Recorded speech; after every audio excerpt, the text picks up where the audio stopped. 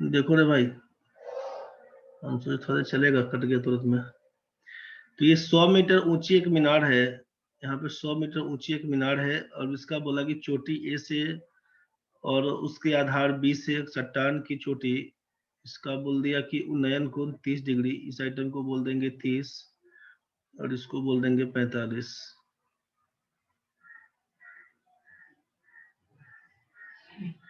ये 30 और 45 डिग्री है, तो पूछा कि चट्टान की ऊंचाई क्या होगी। ये सीडी का मान पूछा आपसे, सीडी का मान कितना होगा। एक बार सोच के बताइए क्या क्या लिखिएगा।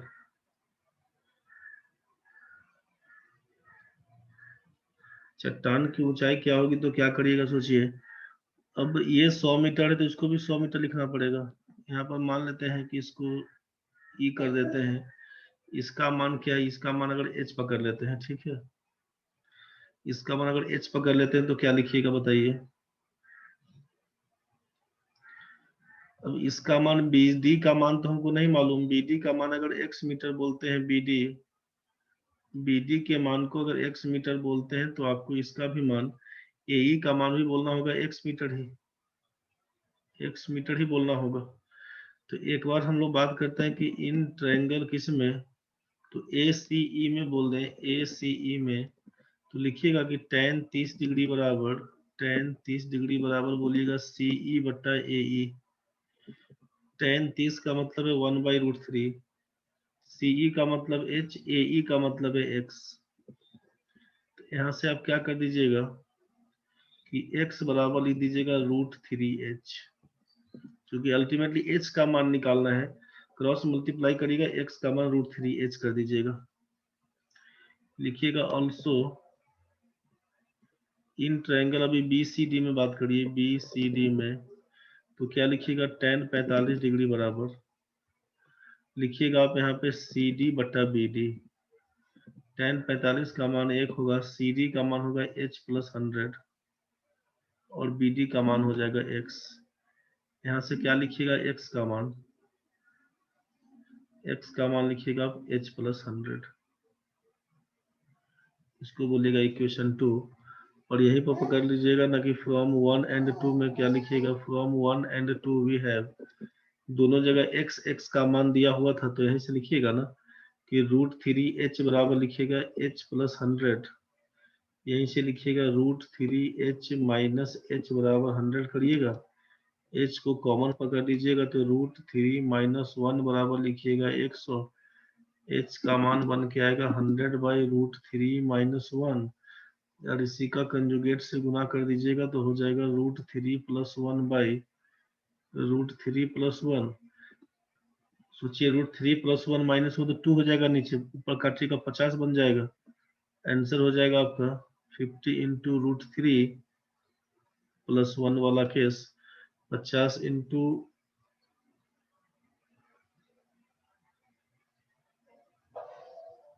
50 कुछ गड़बड़ हुआ कि रे बचवा। यहाँ से काटेंगे तो 100 आया आपका h का मान, ठीक है। इसको उड़ाइएगा ना तो 50, ये h का मान आया है इतना। अब यहाँ से क्या काम कर देंगे ना, h का मान तो निकल के आया है आपका 50 इंटू √3, अलग अलग कर दीजिएगा 50 √3 प्लस 50। और पूरा चट्टान का हाइट है सी डी, इसीलिए सी डी का मान 100 जोड़ दीजिएगा। 100 में 50 जोड़ेगा 150 प्लस 50 √3, यही आंसर है। 150 50 √3 का मतलब है दूसरा जो ऑप्शन है आपको दिया हुआ कि इसमें से आपका 50 कॉमन कर लेगा तो √3 प्लस 3 बोल दीजिएगा। यही आंसर है बी नंबर जो आप बता रहे थे। यही आपका बी नंबर ऑप्शन है जो निकाल के लाए थे। जो भी लाए थे सबका ठीक है, इसमें किसी को दिक्कत नहीं है भाई। समझ गया ना रे भाई, दिक्कत है तो बोलना रे।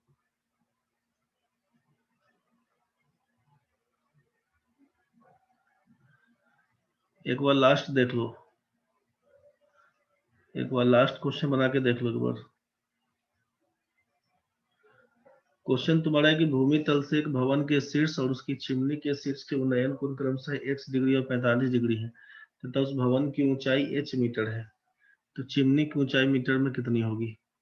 भूमि तल से एक भवन के शीर्ष और उसकी चिमनी के शीर्ष के उन्नयन कोण, भूमि तल से बोल रहे हैं।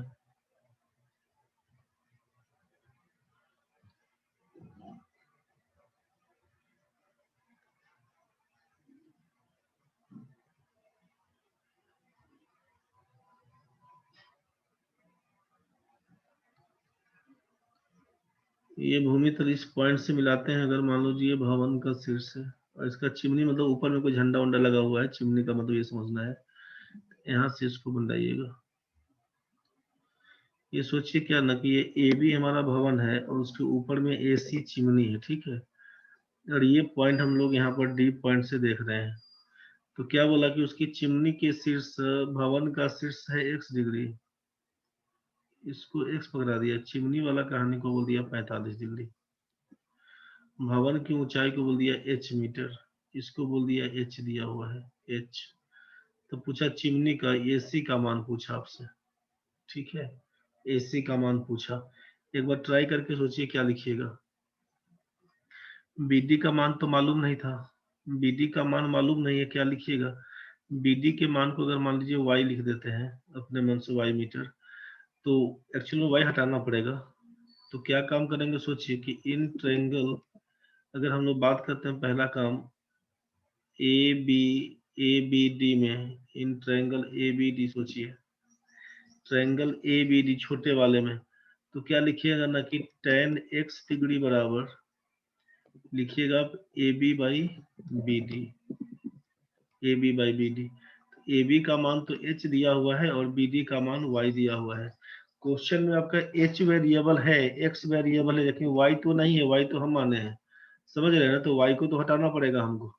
तो यहाँ से सोचिए कि tan x को तो आप लिख सकते हैं ना, tan x को लिख सकते हैं 1/cot x डिग्री बराबर कितना, तो h बटा y, तो y का मान क्या निकल के आएगा, y का मान लिखिएगा h cot x, h cot x y का मान दे दीजिएगा, इसको पहला इक्वेशन पकड़ाते हैं।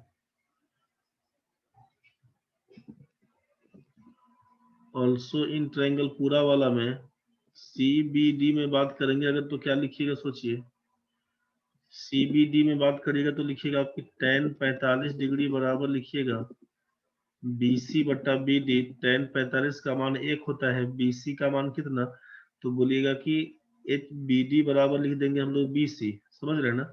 तो बी डी का मान तो निकल के आया y, और y का मान कितना निकल के आया है, y का मान है h cot x, तो लिख देंगे इसको h cot x।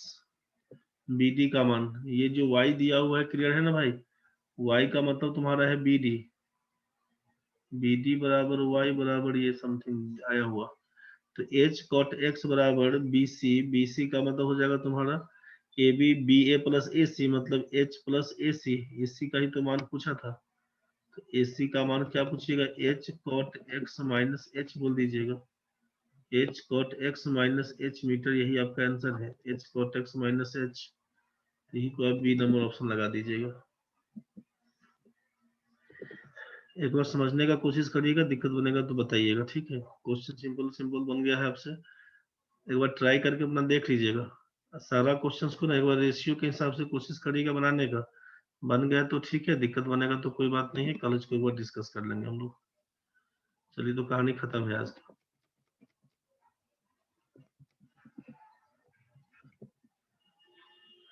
आइए फिर कल इसी टाइम में ज्वाइन कर लीजिएगा।